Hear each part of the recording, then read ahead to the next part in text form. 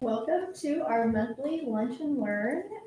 We are excited this month to have Angie Gaston from the College Skyline Center. She's going to be sharing with us about compassion fatigue and burnout and the difference between those things. And for those of you joining us remotely, if you have questions, just be sure and type those into the comments, and we will get them from there. So thank you all for coming, and Angie, thank you for being here.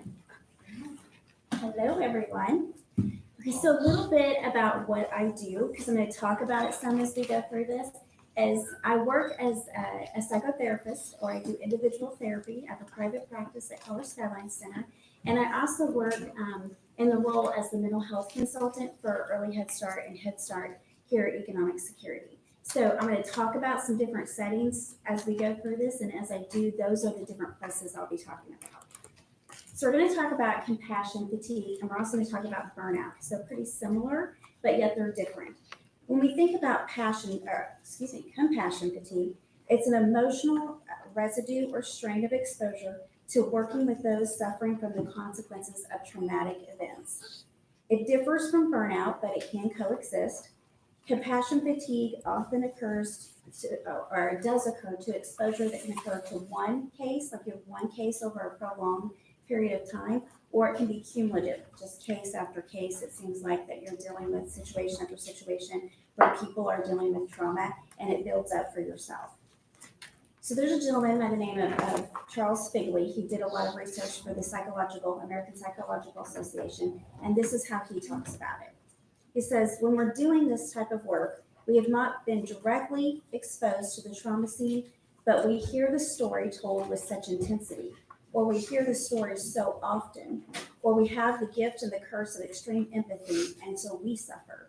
We feel the feelings of our clients, we dream their dreams, we experience their fears, and eventually we lose a certain spark of optimism, humor, and hope. We get tired. We aren't sick, but we also aren't ourselves. And so it kind of talks about that toll that it starts to take over you when you're dealing with trauma, with our families, with our kids, and whatever role you're in, when you're dealing with it time over time. Burnout is a little bit different.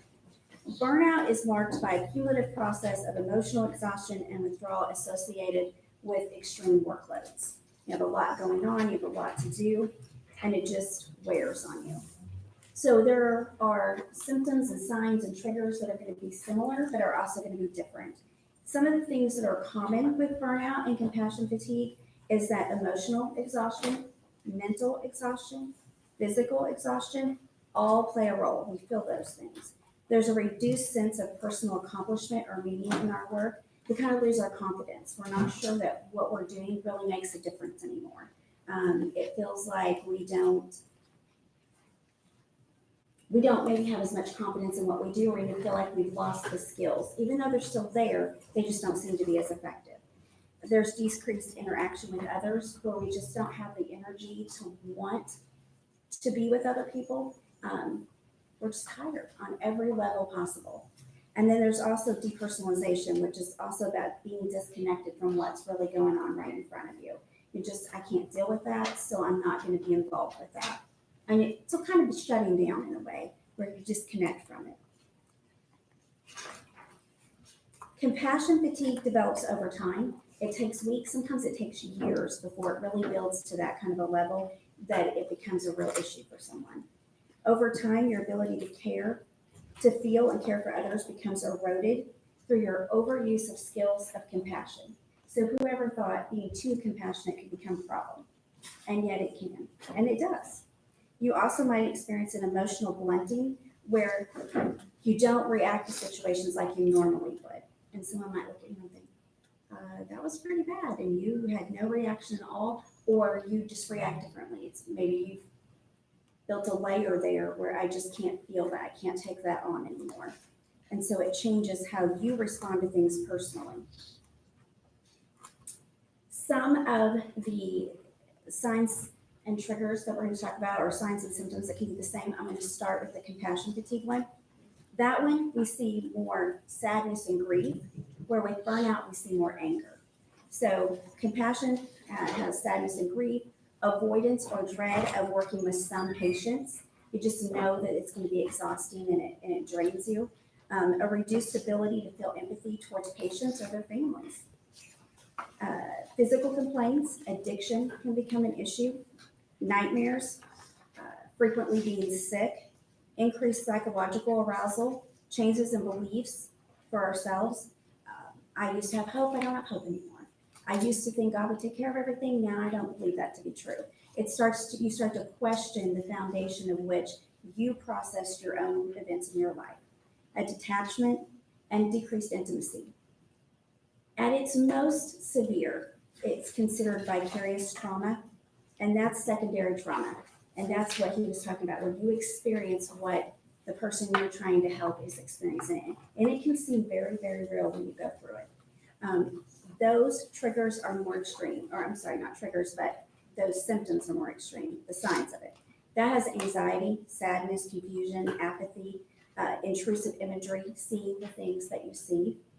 And I'm going to tell you, after the tornado, even to this day, we're going on 9 years, and there are certain places that I can go by where there are still images that come to me because that's how real it was when people were sharing that. So to this day, that's how real it is for me to still go by there. You can't stop that kind of thing. It's just there. It's how do you handle it that makes the difference. So those images come. There's also a loss of control, and it affects a lot of relationships. So you see a lot of relational disturbances, and that can be in your home life and it can be in your work life as well. When we look at burnout, the signs for that fall more towards fatigue, anger, frustration, negativity. If we're burnt out and we just feel like we're never going to get ahead, we're never going to catch up, sometimes we give up kind of thing. So it becomes very negative, and you can even withdraw and just decide, I can't do this. It's not worth it. I'm not even going to try. And that negativity becomes very pervasive over every part of the job with burnout.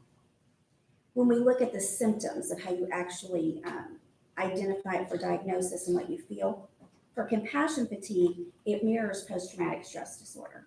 So we see a lot of headaches, digestive issues are huge. People have a lot of IBS and different things that go on, muscle tension, fatigue, psychological distress, cognitive shifts, forgetting things, not being able to focus, poor concentration and judgment. And again, we see relationship issues that start to surface pretty much across the board, being both at work and in your personal life. The symptoms for burnout are along the same lines physically. You may not have just the physical distress that you get, but it's kind of like, I just don't feel like doing this anymore, or I'm just too tired to do this. So fatigue is definitely one, and then it affects you in a physical way that you physically feel that way. Cognitively, we detach. I just don't feel this is worth doing at this time, so I'm not going to do it. And again, we see relationship issues that start to surface because people are in a very dark, maybe not dark, but just negative place for themselves. When we look at some of the triggers, again, they're going to be the same across the board for burnout, compassion fatigue, and even for secondary trauma. Personal characteristics, our own genetic makeup of who we are and how we perceive the world, how we process information, how we identify things, that all comes into play. Previous exposure to trauma is going to be a trigger for compassion fatigue. We're going to talk more about that later, but even if we went through trauma as children, not as adults, it changes us. We're not the same. There is something that changes about us. Sometimes it's more dramatic than others, but it's still there. And so those changes factor into how we developed and grew into our own adulthoods, and that affects how we see the world and how we deal with things, especially traumas that can be similar to our own. Empathy and emotional energy is decreased, or those are triggers that feeling that might get overwhelming. Like to this situation, we might not have a response at all. To this one, we have a mega response of I can't do enough, I can't care enough, I can't give enough, and it gets more extreme.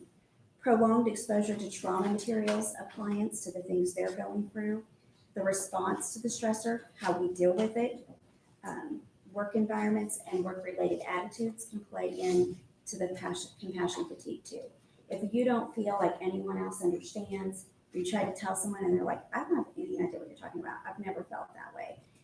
Then we start to internalize, okay, something's wrong with me. And we think that having compassion fatigue means we've done something wrong. And that's not the case. It just means we have to do something different to deal with it. The triggers for burnout, again, personal characteristics, who we are plays a role in how we respond to things. Therefore, we're going to be triggered by different things from my burnout versus your burnout. Work-related attributes play a role again. Do you feel appreciated? Even if somebody does everything they can to make you feel appreciated and you still don't, then you have to identify for yourself, what is it that's triggering me? Is it they don't do it, they do it too much, I don't believe it, it's not sincere, why am I letting it be this way for me?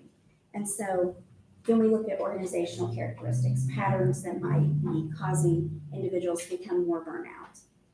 Anytime we're in a position of being in what I like to call helping professions, which I'm sure is everyone that's listening or here today, you're going to be giving, and it's going to be giving and giving and giving. And when you're giving and you're not getting back for yourself, doing for yourself what you need to do, then it's going to affect all of those things. Those triggers are going to change. The symptoms that you feel can change. So it doesn't mean it's exactly like this, but it means it can certainly play a role in these things. But just because you have a headache doesn't mean that you have one of these things here. So I want to talk a little bit in working with children, because I think almost everybody works with children, and we work with families that obviously have children in there.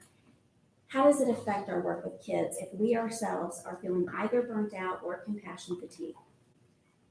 One, we see a lot of,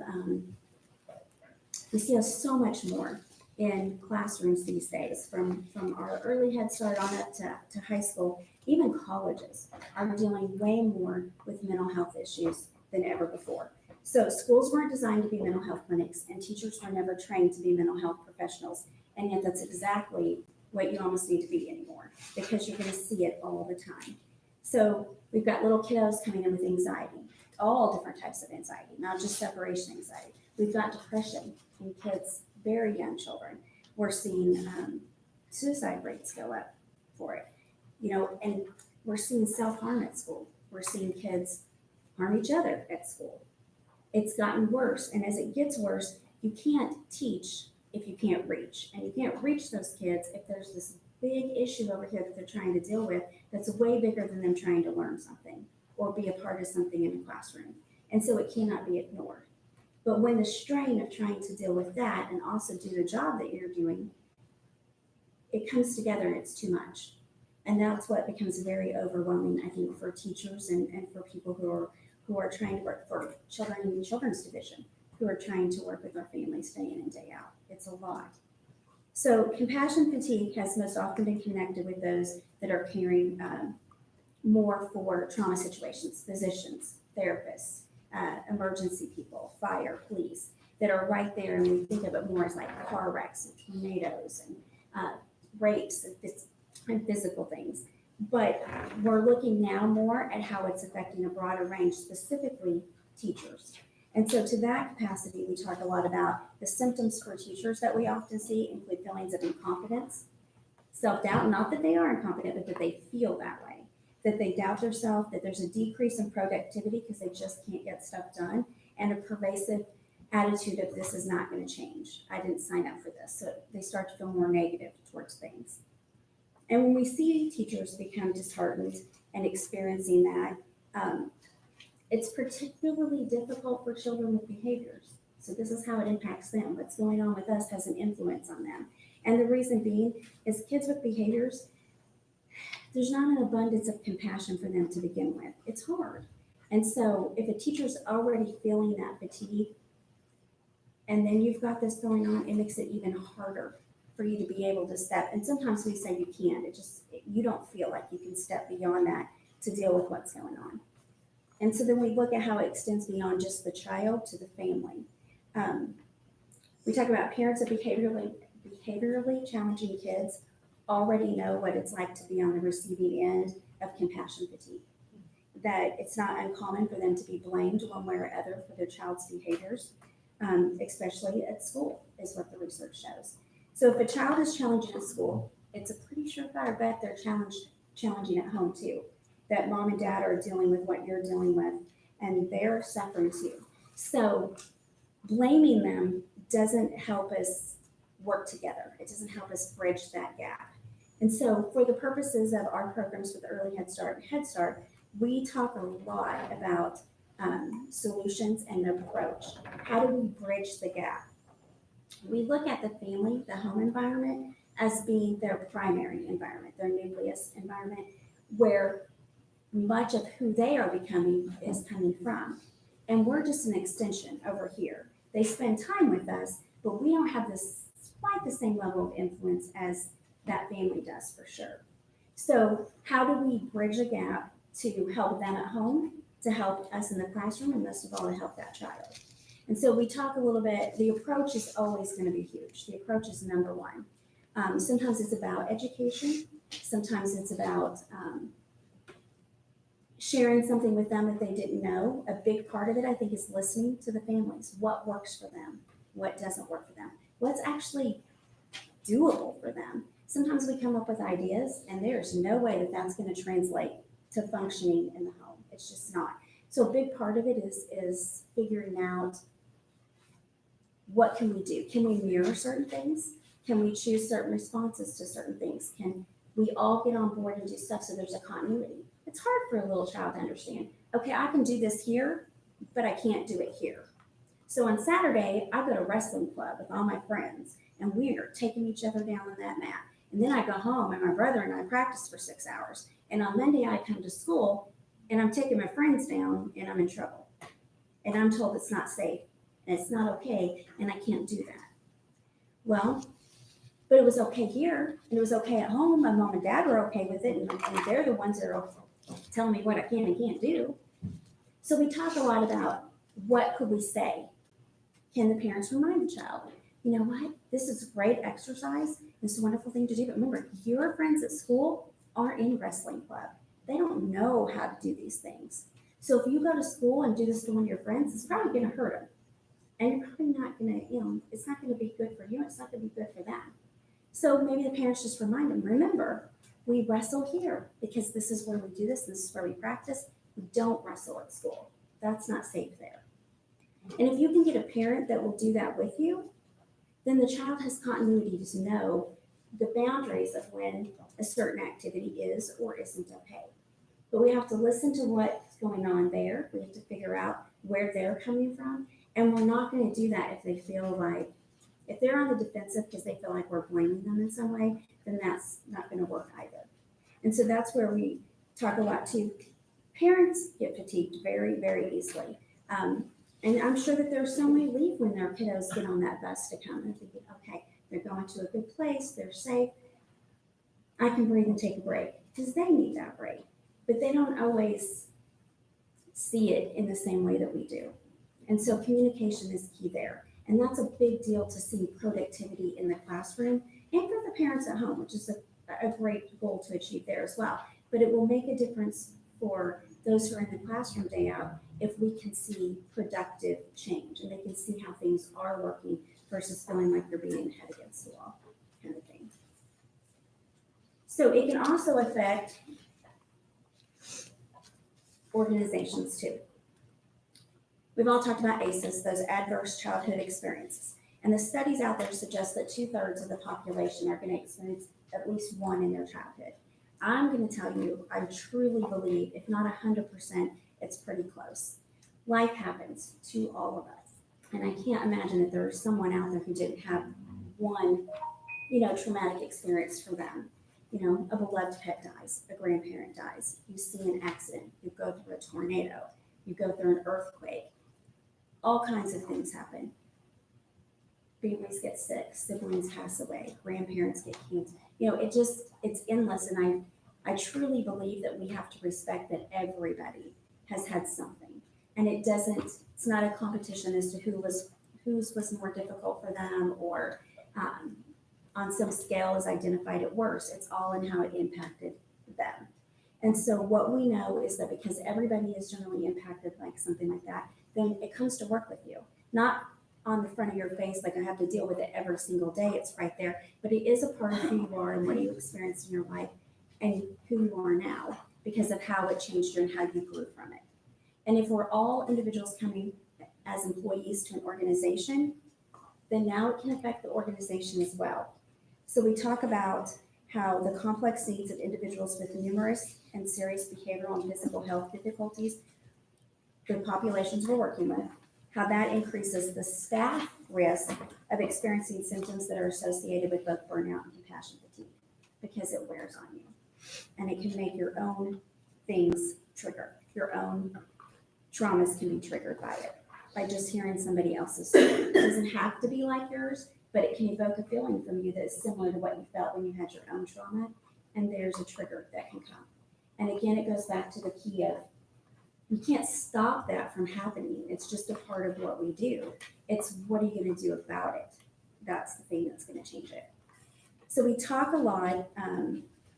To finish up on organizations, it says that the design of an organization can become traumatized and stressed if you have a large number of people that are experiencing that. We did see that after the tornado as well. Organizations that just couldn't seem to get back to functioning.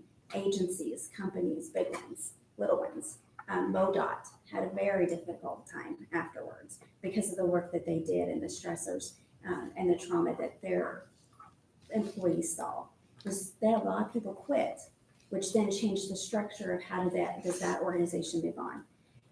It can decrease innovation, creativity, morale, professional development. Those stressors take precedence and the work that you're doing ends up taking a back seat. So we talk a lot about how to keep our employees healthy overall and what we can do for them. But it talks about too, how we present ourselves with our patients, or in this case with our clients.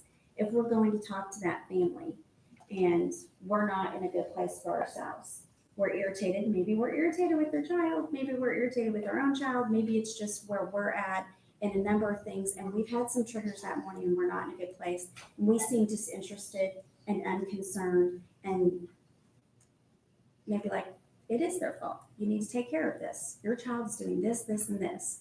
Then they're not going to connect with us. And if we're going on and on about how something is bad for us or whatever, how do you talk to someone and offer them help when it doesn't feel like you have your own things together that day? That you actually need more help than maybe they do in that moment. That's going to be hard. It's hard to get somebody to connect with you. It's hard to get them to buy into what you're asking them to help you do, to bridge that gap between our classrooms and our homes. And so we have to be very much aware. And so that's where we go into how do we manage that compassion fatigue. So some of them are find someone to talk to. It can be a professional, it doesn't have to be, it can be a friend, but find someone to talk to. Understand that the pain you feel is normal. And then the exercise and eat properly. If we're eating a lot of junk food, our bodies are not going to feel good. That's just the reality of it.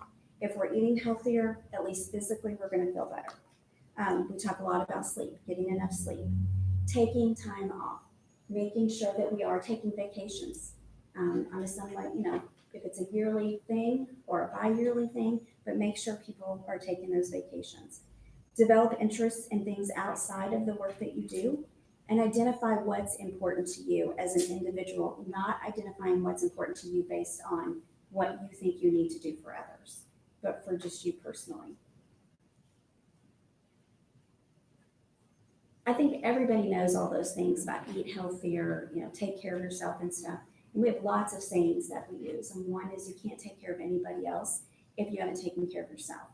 And while we may know that, we do not practice it very well as a population as a whole. Especially women and people who are in the helping professions. They just don't. We tend to think that the priority must be of taking care of everyone else, and that's what we need to do. And I think moms and people in caregiving roles in the home too will think that, well, the priority is the kids. The priority is I need to take care of them. And yes, their safety is absolutely a priority. But you're not giving your best to anyone if you're not taking care of yourself. And I think everybody's goal, especially to our own children, is to give them our best. But we're not doing that if we don't first take care of ourselves. I think we can be an example, especially to young girls in our families and to other parents. And if we show that there's nothing wrong with that, because there's a stigma, I think, that we think it's selfish if we do that. Well, but then it looks like I'm saying I'm more important than everybody else, or we got to change that. We've got to rewrite how we have that thought in our head and understand that we're valuable, but we're not doing anyone else any good if we're not in a place to be able to do it to begin with. And so there are some strategies for that we're going to talk about in more detail. But I think it's important to remember that it's not about being selfish. And if we truly believe that, because a lot of people will have guilt. They take a day off, they go, I felt so guilty that I did that. They didn't celebrate it. And in not celebrating it, they didn't get the full benefit of what they could have got out of that experience of taking that time for themselves, because they let that feeling of guilt eat at them. Well, I should have been doing this, or I should have been doing that. We have to rewrite that narrative for ourselves to believe that we are valuable enough to take care of ourselves so that we can do what we do for others. Some of the things we don't want to do is don't blame anyone else. Nobody creates this for someone else. It's just something that can happen. So don't blame others. Don't go to extremes with things and make rash decisions. So like, don't just quit your job and go look for something new. Don't go out and overextend yourself financially and buy a new car. Don't get a divorce and don't have an affair. Those are not going to help. Don't fall into the habit of complaining to your colleagues. Now, everybody needs to vent once in a while. Everybody needs to just throw some things out there and have somebody give them some feedback. You have a trusted colleague you do that with from time to time, it's great. The key here is don't make it a habit. If you're constantly going to somebody with all your negativity, and sometimes you don't even realize that that's what you're doing till people start to like avoid you and draw away from you. And then maybe you might not know till somebody actually point blank tells you. It's kind of hard to be around you. You're negative all the time. So try to avoid a habit of that and be aware. Don't hire a lawyer and decide to sue someone. I guess these are things people have done. Don't work harder and longer thinking you're going to fix it, because you're not. Don't self-medicate.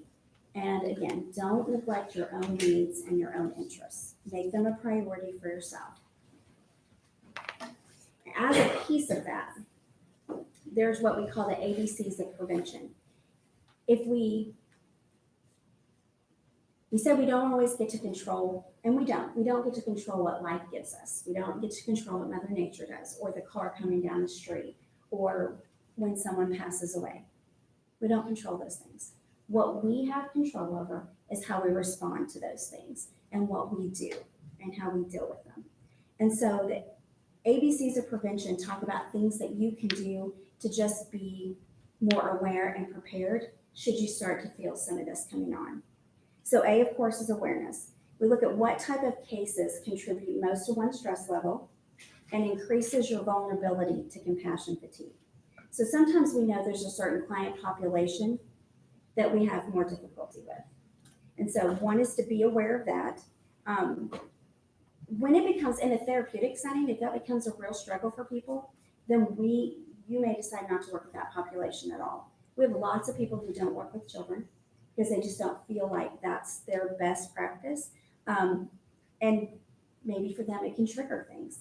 So people have to look and adapt. And if you know that, don't take a job in children's division if you want to run over every perpetrator that you see. That's not going to help you. That anger is not going to help you help someone else. Doesn't mean we're accepting of what those negative actions of a perpetrator is. It just means you have to be prepared to help them. And if you are so angry and want revenge, it's not going to help you help them. So being aware of yourself and what and who you can successfully work with is important. Being aware of factors that contribute where your natural coping skills or the coping skills you've identified for yourself are no longer working. I've always done this and it worked and now it's not working. Why is it not working? And so we're looking for those triggers. Our ability, when we're doing an assessment, is we're looking to see if our ability of function has been altered with. Again, why is something not working? When a situation or incident does not seem typical or ordinary, if it all of a sudden jumps from this isn't usual to this is traumatic for me, that may be pretty extreme leap. And if you see that you're making those a lot, again, there's probably something going on. When you're crossing boundaries that you wouldn't normally cross, professional boundaries. If I'm all of a sudden taking home every little kid I see, I got a problem. My daughter reminds me frequently that's kidnapping. But I can't do that. So, and I joke around sometimes and say, oh, we're just going to take them all home. And I really mean that in the moment. But if I were to really do that one day, if I were really to say, okay, the best thing for this child is for me to just put them in my car and take them home, I'm not functioning well. There's something wrong. It's not right. I've crossed a major boundary in more ways than one. And if somebody takes an extreme action like that, then obviously something's wrong. And if you're really thinking you could do it, there's your sign. There's what you need to be aware of. Waking up every morning and it's a struggle to just go. Feeling as if you're working harder but accomplishing less. If you're easily frustrated with things, and we're not talking that normal level, we're talking the more extreme, and you're going to identify it though. Those are things you're looking for. Losing compassion for people, not being able to feel empathy for them. Well, that's sad. But you know what? That's life. If we're not looking at them as individual people going through them and we're just categorizing them all together, well, everyone does that anymore. I don't care. I can't care about it because it's too much for me. There's your sign. Routinely feeling disgusted with how things are going. And then a lot of physical. If you start having a lot of those physical symptoms, there could be signs. So that's the awareness piece, being self-aware of how you're doing and how you're functioning in regards to that. And then, of course, B is the balance. The B is the what do you do about it? So we talk about self-care tips, looking at what's on our plate. A lot of times we say we can't take anything off of it. Everything has to be done. But the reality of it is that's never, ever true. And if we really look at it seriously, we can find things that we can take off our plate. We talked about starting self-care ideas. Things that nurture you and fulfill you. Things you do and afterwards you're like, oh, or you're like, that brought your passion for something back up, or you just are invigorated by it. And you're a better person because you did it. Those are the kind of self-care ideas you want to build for. Finding time for yourself every day. That is extremely important. You've got to find that balance, and that comes with making time for yourself. Having a transition from work to home. That is key. In every opportunity that you have to avoid working right up until you open that door at your house, you want to avoid. So if that means you're not taking phone calls as you're going home, or you're stopping and doing something for yourself on the way, or whatever it is that gives you a little breathing. I know people who stop their car or park, but then go for a little walk before they go back in their house. If I get home and nobody else is in the car with me, I'll put the car in park, of which I have a sticker that says, put the car in park, because I'm notorious for forgetting to do that. So it says, put the car in park and breathe. And so I like to put the car in park, I have this little breathing exercise I do, and it's just kind of like a reset. It's kind of like, most of the stuff I'm dealing with during the day, it doesn't end when someone leaves the office or when I leave the child care center. It's still going on. So in my mind, it's still going on, even if the time that I'm there has stopped. So that is a reset for me of, okay, this part of my life has to come to a calmness at this moment in time, because I've got my home life that I want to be present for and invested in, and I'm not going to be that if I'm in turmoil over here. Now, there are always situations where they cross over. That's just life too. But when you can have that routine to take that moment to stop and take care of yourself before you walk through that door, once again, you're going to be better off for the rest of the people around you, for your family. Learn to say no more often without guilt. The guilt piece is the piece we always have to work on. Learn to say no more often if that's what you need to do, so that you're not overwhelming yourself. And learn to say yes more often if that's what you need to do. And a lot of times saying yes means more yes to yourself. Assess your trauma input, be aware of that. Learn about compassion fatigue.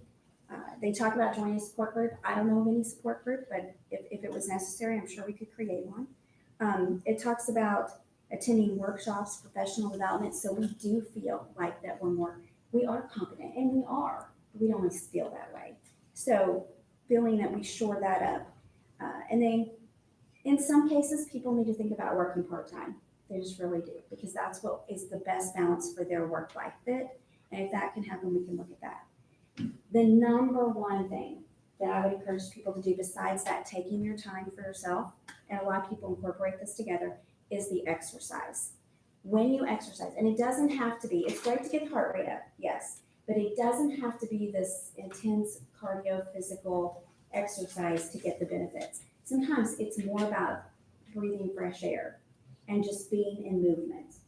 And it doesn't necessarily mean that it has to be one more thing that you have to do that you don't really enjoy. So if you can find something in the realm of exercise that you enjoy, it will be huge. The endorphins that exercise releases, dopamine, norepinephrine, and serotonin, all come from exercise. It rivals antidepressants and anti-anxiety medications for most people, not for everybody, but it can. But you got to do it routinely, and you got to make it count. So it's got to be something that really works for you. So that's where I say a lot of people will partner that with taking time for themselves each day. And then we talk about how supervisors can provide care for their staff. One of the things we talk about is probably the most important thing is them knowing that somebody's there, that they have a connection. So we say walk around the office, check in, have that eye contact, that face-to-face. Ask them, do you need anything? Even if they tell you every single time, no, we're fine, we don't need anything, ask anyway. Because when you ask, it conveys that you care, that you will help them if there's something that they need. People want to know they're not alone. That's the number one thing for therapy, is people want to know that they're not alone, that they're not going through this difficult situation by themselves, that somebody else understands and somebody else cares enough to be present for them as they go through it. So same thing in our classrooms, or if we're at sites that are far distances and we just feel like we're kind of this lone island floating out here by ourselves. That's hard. And when you're doing difficult things in the classroom, you want to know that there's someone who's got your back. So we talk about making yourself present for them. Make sure they take those breaks if you're a supervisor. That is so key. And not just a break to run to the bathroom and get a drink, but a real good 15, 20-minute chunk of time. At least that 15 is good. It's a pretty honey spot there. But where they can totally remove themselves from the work environment. It's not, oh, I'll go sign these forms and now I got to go check my mailbox and now I got to do this and I got to do that. That's all work related. A break is truly meant to be a break, to step away from it all, to breathe. Yes, it's a time for people to do personal business. Got to call the doctor, got to reorder a med. Yes, there's some of that that's going to need to happen because once again, it's life. But the idea is for them to remove themselves and actually have a break so that when they go back in for them into that classroom, it's kind of like a restart for them. We talk a little bit about too, I wish everybody could go out and just, even if they walked around their building, because it's unbelievable what fresh air can do for you in just 1 minute. So we talk about that, but we talk about creating environments. If you can create an environment for the staff where it's peaceful and relaxing, that's great. Unfortunately, just by the nature of logistics, a lot of times we don't have break rooms, and if we do, it's this, it's a room where there are boxes piled everywhere and it's dusty and there's stuff everywhere and it's disorganized, and we don't have that place. So if you're a teacher, in 15 minutes you're not getting in your car and going anywhere, and it's rainy and you can't go outside or take that little walk, or it's too cold or whatever, it does, when it's able, it does create a nice place where people can just go and do some of their own breathing exercises or whatever they need to do for themselves in that moment to feel like they got a break. We talk a lot about working together as teams. I think we do that. Empowering staff to build supports for each other. Ensuring that staff have opportunities for those learning environments. So if they say, hey, I don't feel like I'm as up to par as I want to be with this thing, and you can help them get that, then that's encouraging. Give them the tools and the resources they need to do their jobs, and celebrate those successes. So those are ways that supervisors can support their staff to avoid some of this compassion and burnout, compassion, fatigue, and burnout. And then the C, so A was awareness, B is balance, self-care, and then C comes to connections. And this is about building resilience. Resilience building strategies include making those connections, really knowing, feeling that connection with somebody, knowing that they're understanding you and you're understanding them. Avoid seeing crisis as this huge, insurmountable thing that you can't do anything about. You have to look at each situation, and then you have to start problem solving. And so sometimes people they'll share things, and inside I'm like, I can't believe that's happened. And on the outside, it has to be very hard for you and very overwhelming, or whatever needs to be said in that moment that applies. And then my role is to help them break it down. Okay, you know what? We can't deal with all of that today. No one person can deal with all of that today. So where do we start? We start in the moment. If it's about functioning, we start with functioning. You gotta breathe, you gotta go to the bathroom, you gotta eat, you gotta sleep, you gotta get out of bed. Those are all things we gotta start with. So sometimes it's just your very basic things, and sometimes it's not. Sometimes we're starting up on a higher level. But if I were to respond as dramatically as I might be feeling, I'm not helping them, and now we're all overwhelmed. And so we have to be careful to just make sure that we're in a place that we can offer the support that someone needs at that time. Helping us move towards our goals, helping others move towards their goals, opportunities for self-discovery, nurturing a positive view of yourself. Sometimes that can be hard for us. We're very positive about other people, and sometimes we're not so positive about ourselves. Keep things in perspective. We can have a snowball effect. This is going to happen, and that's going to happen, and that's going to happen, and that's not always true. We need to rein that in and start with what we know. Maintain a hopeful outlook, and again, take care of yourself. So those are your ABCs. And so then what I'd like to do, okay, real quickly, if you have the ProQual or the Professional Quality of Life Survey, if you can take a few minutes real quick to fill that out, and note that it says that are you feeling this way in the last 30 days? So you're looking only the last 30 days. And then we will score it, and it will give you some feedback on where you fall under compassion, satisfaction, burnout, or stress, secondary stress.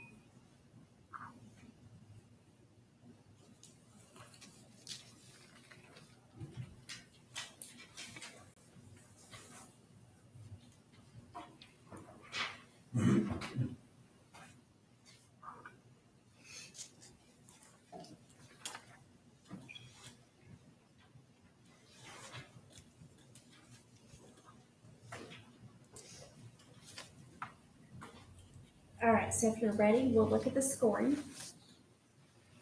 So over to the side, taking the numbers that you put in there, we're gonna add together question 3, question 6, question 12, 16, 18, 20, 22, 24, 27, and 30. So total those together.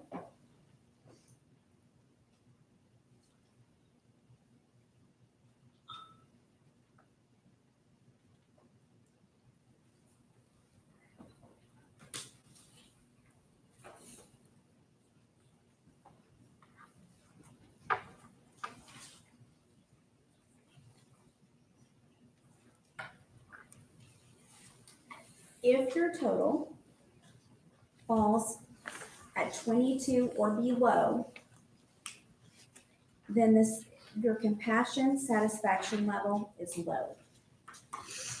So that means you're not feeling as compassionate as you probably could.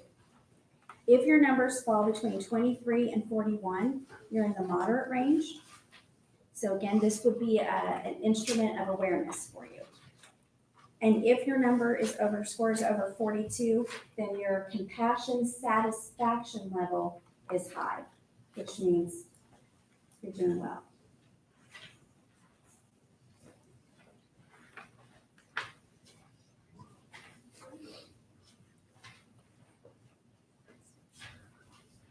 So for burnout, we're going to score burnout. Now, this is reverse scoring for the following questions. So question number 1, if you put a 1 down, you're actually going to give yourself a score of 5.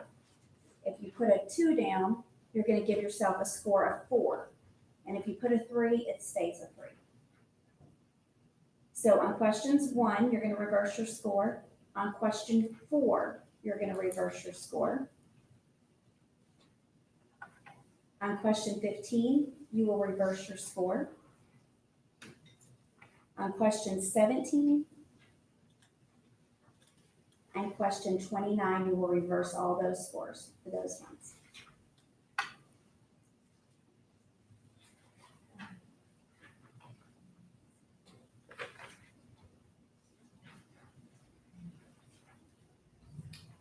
Real quickly, I'll go over this again. You're going to reverse score for question 1, 4, 15, 17, and 29.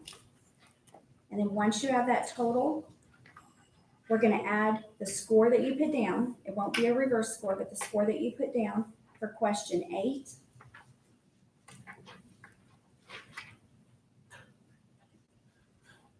question question 10, question 19, question 21,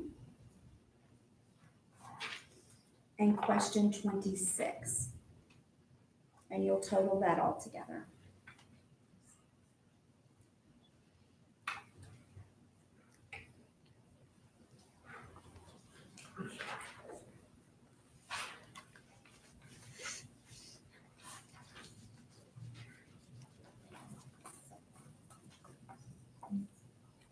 For burnout, if the sum of your total is 20 or 2 or less, your level is very low. Okay, for you. If it's between 23 and 41, your level is considered moderate. And if it's 42 or above, your burnout level is high. So you're considered at risk.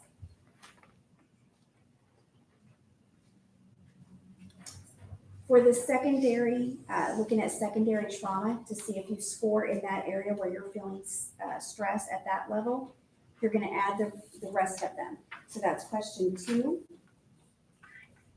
question 5, 7, 9, 11, 13, 14, 23, 25, and 28.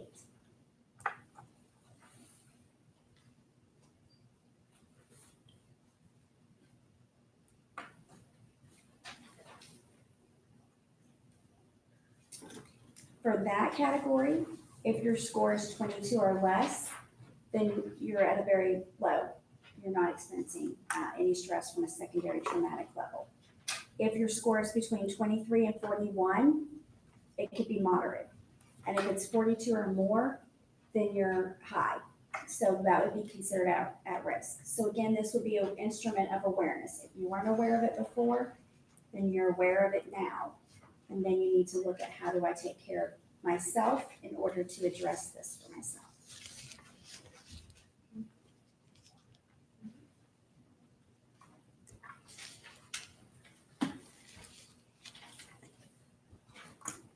Anybody have any questions on the scoring of the protocol? You need to go back, or What did you say was moderate on burnout? between 23 and 41.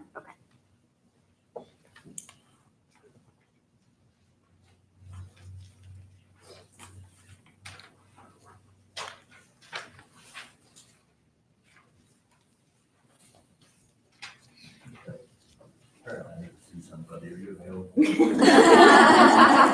you score high? No. All right, do we have any questions?